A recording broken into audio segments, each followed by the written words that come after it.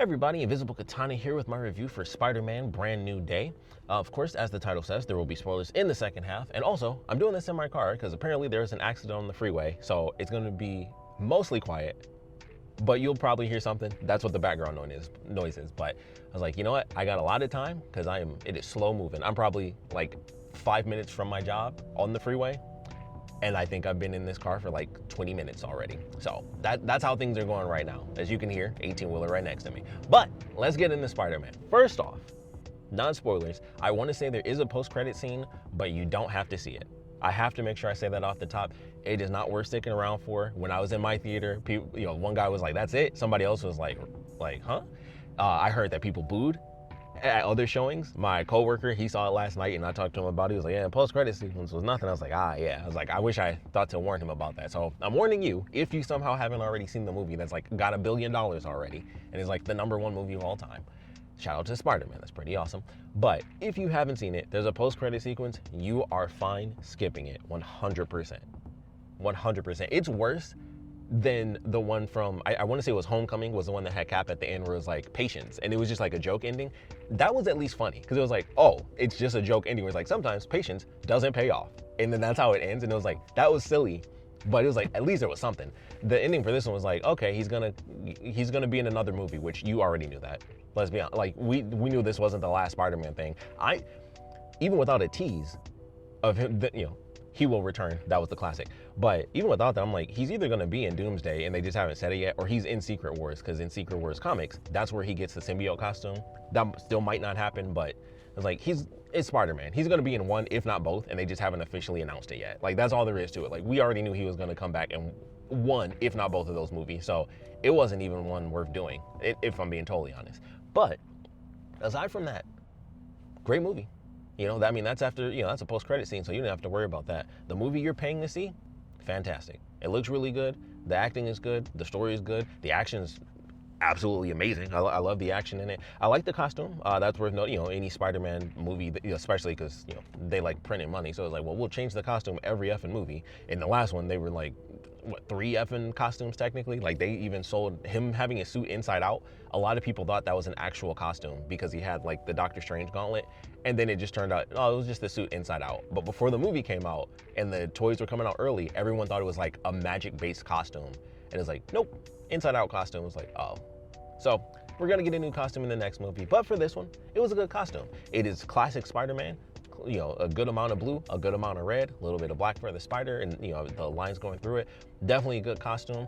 I will say personally, I like the one that we had at the end of No Way Home. I like the shinier look.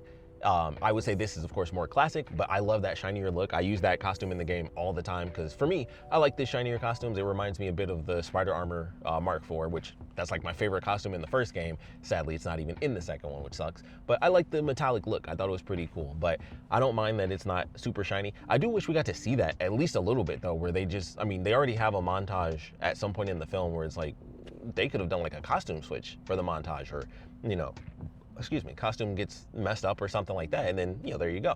So unfortunate that we don't get at the very least like that actual costume, because that was also all CG, so technically they never even made that costume. Maybe that's why they did it. They're like, well, he's not going to be super shiny the whole time, F it, and they just ditched it because technically he never wore that actual costume. It was CG the entire time. So that might be a big part of it, but I like the costume. Wasn't the biggest fan of the web shooters. I didn't like how they looked because they're like these giant rectangles that just really stick out. I prefer when they either are basically invisible and they're almost like attached, like it almost seems like they're just blended into the suit, or if they're the bracelets, like if you do, classic 90s Spider-Man cartoon, he kind of had like the little bracelets, and that's how he would replace the cartridges when he ran out. They were like a part of the bracelet. So I would have preferred something like that, or if it blended in perfectly, that would have been great too, simply due to the fact that they're only on, like underneath his arm. When he would like turn his hands over, you could see him, and that's why it was so weird to me. I was like, the whole suit is perfect Spider-Man, and it's just like, it just sticks out so much. Like if it blended in, or if they were like super tiny, I don't want to say nanotech, but if they were super tiny, I would have liked that more, but I was like, they just stick out so much. It didn't bother me that much, but when you speak about Spider-Man, the costume's a part of it. You do reference that, and especially when you notice the web shooters, it's worth noticing. So I was like, wasn't the biggest fan of those, but all in all, the costume was fine. I thought it was pretty cool, and who knows what it'll have in the next movie, because of course his next appearance, he'll have something different. But costume was good, the character was good, the action was really good. I loved the stuff that they did with the action. I saw some behind the scenes stuff, even some things that you might think were CG were actually in action. I thought that was pretty great. I was like, okay, let's do it. And I was already excited because I know it's the guy who did Shang-Chi, so I was like, I'm not even worried. Like, I was actually kind of hyped just to see like, well, what do they do with the action? They did a great job. So I love what they did with the action. Like I said, the story was really good. There's some cameos, there's characters that are just in the film, great villain. And obviously all that goes into spoilers, but non-spoiler wise, fun movie. Like the costume, not so much in the web shooters, but that's cool. And also I should note, for me, it might be my second favorite. I still think No Way Home was more entertaining overall, which of course you could definitely say is partly nostalgia and having 3 Spider-Man, but I also think that movie's really good. Like, I watched it probably like a week or like a week or two before seeing this one, and I was like, they don't actually come into the movie literally until the last act. Like, you go through like an hour and a half of that movie before they actually do the other Spider-Man. Like, he fights the villains and stuff long before, Toby and Andrew actually show up in the movie. And it was like, I actually forgot how much ends up happening before they even, make an appearance. Like, he goes through the whole arc of the movie of him like losing on, like all of that happens before they even come into the film. And I was like, I forgot how separated it really was. And they brought them in as like the last act special sort of thing. But that whole movie I really enjoyed. And of course, that leads to him being full on Peter Parker Spider-Man like he is in this, where it's like things suck and he's alone, and that's just how it is. He's lost both, Aunt May and Uncle Ben. And so I still really like that, because that was the journey that led to him being in this movie of being, lonely Peter Parker. This was just, it was great to actually see it. But I still really like that movie. Plus the nostalgia works, because I think them bringing back the old villains and how they worked with that, I thought was really fun. The action in that was actually good too, even if it was CG. They had a lot of good stuff in that. So for me, I still think I'd pick that one, not just for the nostalgia, but that does add to it. But I think they did a good job with all those characters. And then I'd probably put this as my number 2, and then it would be Homecoming, and then Far From Home for sure would be last. No offense to that, but I think that's on the same consensus typically as like Thor 2. It's like, yeah, it's Thor 2. Loki was great in that, but it was Thor 2, just to be honest.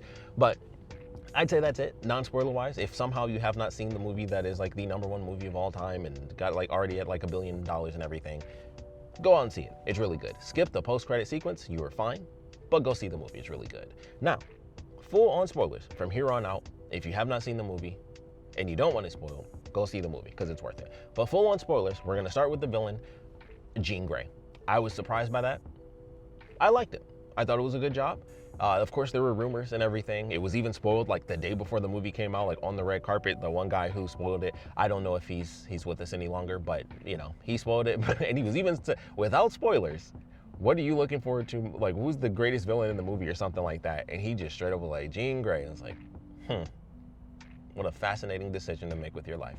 But hopefully he's alive and he's okay. But it is what it is. So Jean Grey, I thought it was pretty cool. Of course, the rumors were out there. It was interesting to go through with it, because even having heard the rumor, I was like, is it gonna be Jean though? Because it seemed kind of evil. Like her, jumping through people and everything like that. It's like, yeah, it could totally work because it's Jean Grey, jumping through bodies mentally. Absolutely, I can understand that. However, it's Jean Grey, so I wouldn't expect that. If Phoenix Jean, sure, but introduction Jean Grey as the villain, kind of surprising. But it was official. It was Jean, and then of course they go through the process, and it's like, actually, I'm being mean because I'm looking for my sister, so I'm doing some harsh things for a good reason. Even though she definitely murdered some people, 100%, she was hardcore. This wasn't like, oh, I'm kind of stumbling, and you don't really want to kill people. It's like, well, I think she wanted to kill that one dude because she backed him right up into a car. She drove it, like, honestly, they mentioned there were like 3 or 4 attacks before the one we saw at the beginning of this movie, which included a tanker that had a giant bomb in it, which would have killed a bunch of people. So she wasn't concerned about bodies. But like the 3 or 4 attacks that she did before the movie started, I'm like, people definitely died at that one. Spider-Man wasn't there. People died at those, because people basically, just about died at the one he was at. So it was, I'm like, she killed somebody. They did the G.I. Joe method. Like, there's a lot of explosions for you to just be like, parachutes and stuff. I'm like, nah, some people are dead here. But that's okay. She was going through looking for her sister. They introduced a sister, kill off a sister. Very simple. Of course, she did have a sister in the comics at one point, as does just about every single X-Man on Earth. It's one of the funny things I think about sometimes with X-Men. It's like, boy, if anyone is randomly gonna have a sibling, it's an X-Man. It seems so like, it's weird. Like, a lot of people just got like secret siblings all the effing time when it comes to the X-Men. It's really funny. But I was like, okay, you know, we find out that Metzger, if I'm not mistaken, that was his name, the head of damage control, he turns out to be the actual villain. He, of course, escapes at the end. And something, honestly, what could have been the post-credit sequence if they wanted to do it, they could have shown him getting the inhibitor, because I would assume that that's how they're going to introduce inhibitor collars for, you know, mutants within the MCU proper. Like in the MCU films, we've already seen it because, you know, even if you don't count Deadpool 1 and 2 as MCU, you can count, you have to count the third one. So we've already had it within a multiverse. Obviously they have inhibitor collars, but in the MCU proper, they don't have them yet. And he made that inhibitor obviously for himself with the Man Spider thing, and then the universal inhibitor, which he tried to get to work on Banner, and then he got to work, well, technically damage control got it to work on Jean.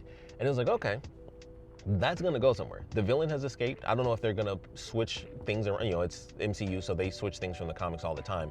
If they'll make him like the William Stryker. In the films, William, you know, a lot of people attach William Stryker to Wolverine and Weapon X, but in the comics, William Stryker is the guy who does like all the Sentinel stuff. So if you know, Days of Future Past and everything, it was, I cannot think of that dude's name. I can't think of his name at all, but he was also in, you know, an actual MCU film. But, you know, they've had William Stryker in a couple of X-Men movies. So he's the Sentinel guy, Friends of Humanity and stuff like that. So they might switch that around and make Metzger that role going forward, which of course, I don't know if they're gonna reference that at all in either Doomsday or Secret Wars. But once all that is said and done, I think that's where they're gonna go with it. Like, yeah, he had, you know, he picked up the inhibitor when he took off, because they mentioned he escaped.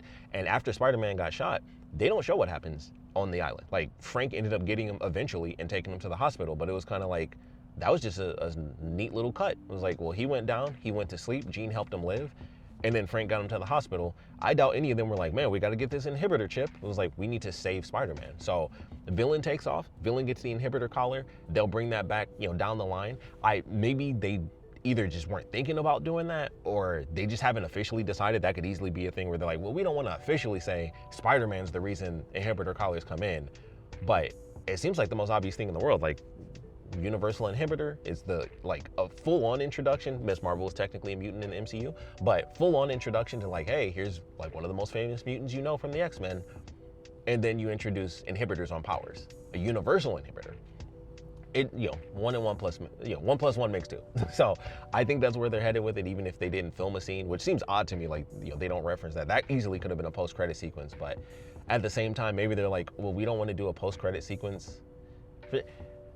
I don't know. All I can think is they just didn't want to commit to it 100% and make it Spider-Man's fault. Because I'm like, even if it was for the next, whatever the X-Men movie was going to be, it was like, that could still be a post-credit scene that leads into the future of the MCU, which, you know, everyone would love, especially compared to what we actually got. So I think that's where that's headed. And I've heard other people say that, like, it makes the most sense, and they really don't touch on it at the end of the movie. It was kind of just like, well, he accepted his power, and then that was about it. He got rid of his inhibitor. But I'm like, that universal one though, it was still sitting in that room when he got shot, because she took it off her neck, and then I'm pretty sure it like hit the floor. The villain leaves, they don't reference it.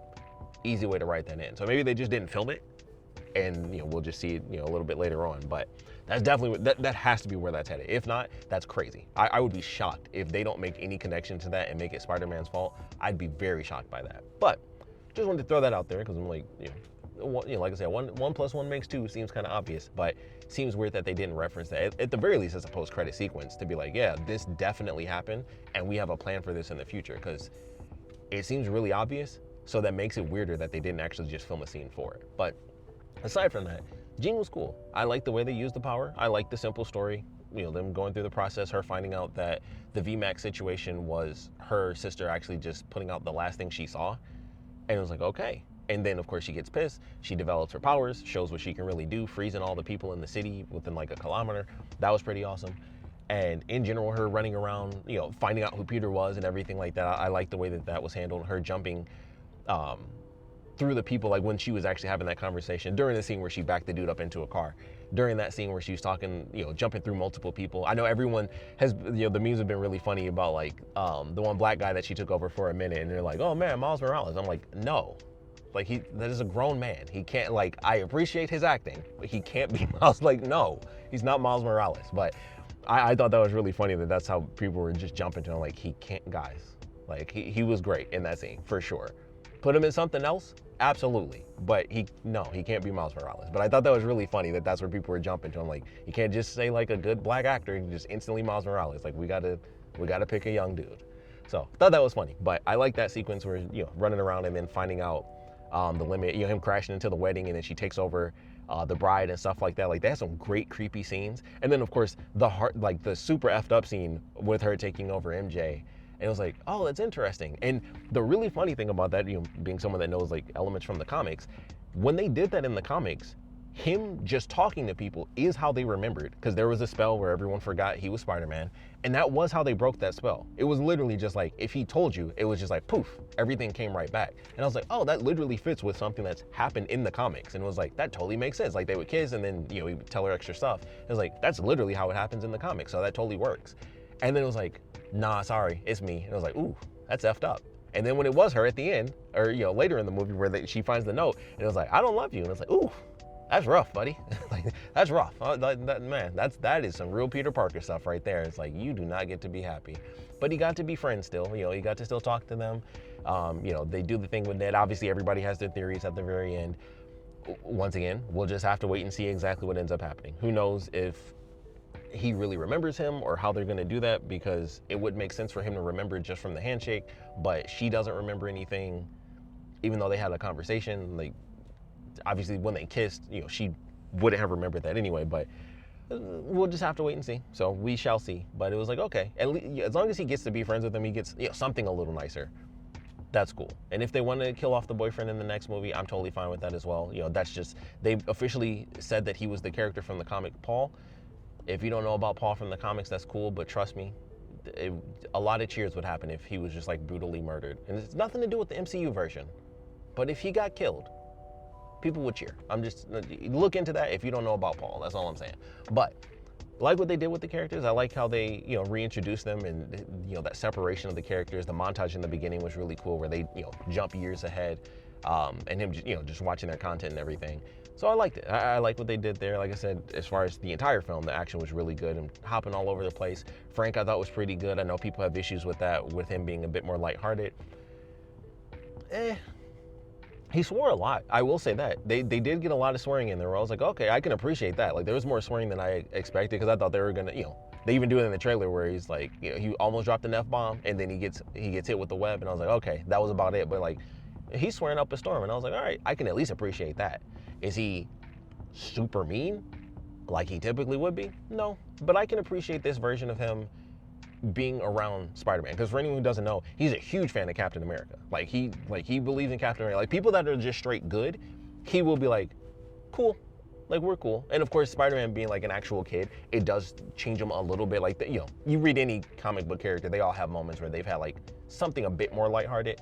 I think this works for Frank. Like, I think it does with the way they've done the MCU and him changing and still doing his thing. I do kind of wish they had him just straight up kill more people, but that's just it's the Punisher. So I was like, even with him and Spidey like doing random things together, like, I would have been okay if there was someone that was like just a straight up villain, and he was just like, there were some random people and he just killed some of them, and they had those conversations. But they didn't they didn't go that far with it. They were like, we aren't going to spend time. You watch Daredevil if you want to see him go back and forth about that, I guess. But I didn't mind it. There's definitely stuff where I was like, he'd be a little meaner, but I think they did an okay job with that. So I'm okay with how he turned out personality-wise. But I like just rolling it. In it more than I think most people really expected. Like, we knew like he was in it and they reference it, but it wasn't just a cameo. He was one of the leads of this film. Like, he was definitely in there quite a bit. So I like that we got to see him a lot. We got to see him do his classic scream. Like, as soon as he did it, when he was fighting the Hulk, I was like, man. And everyone talks about it, but it's hilarious. And then of course he does it at the end when he's in Spidey's costume. That, I would say, is probably the most out of character moment that Frank would have, like him actually like putting the costume on and cheering and stuff like that. But one of those things that you can just accept. Like, it's a funny moment. You just let it happen. Let him have like a bit of a free moment and just be cool with it. So I enjoyed that. Enjoyed all the other characters. Enjoyed the action. Loved seeing actual Incredible Hulk. My God. It was good. Honestly, one of the best parts of the movie is simply the fact that Spider-Man says, I didn't know you could get that big. And I was like, wow, that just feels good to hear, where it's like, giant effing Hulk.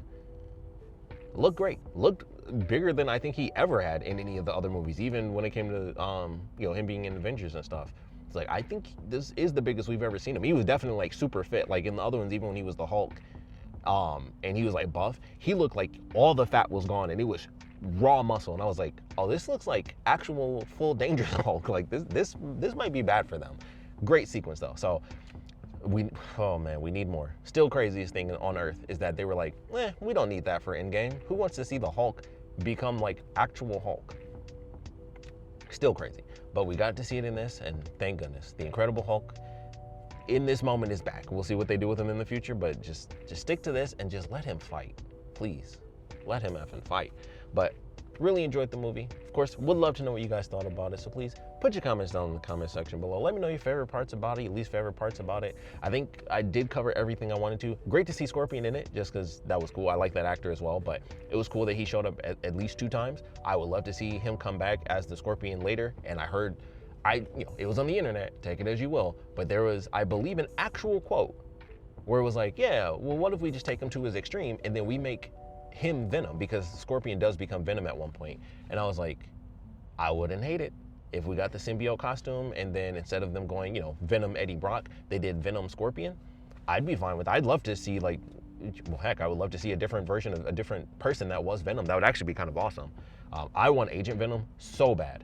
They would have to, it wouldn't be Flash from this universe, but I would love Agent Venom so bad. I would love to see them do an Agent Venom movie. It could be amazing. If they really go hardcore with it, that could be fantastic, but that's just me being hopeful with that one. But like I said, I really enjoyed the film.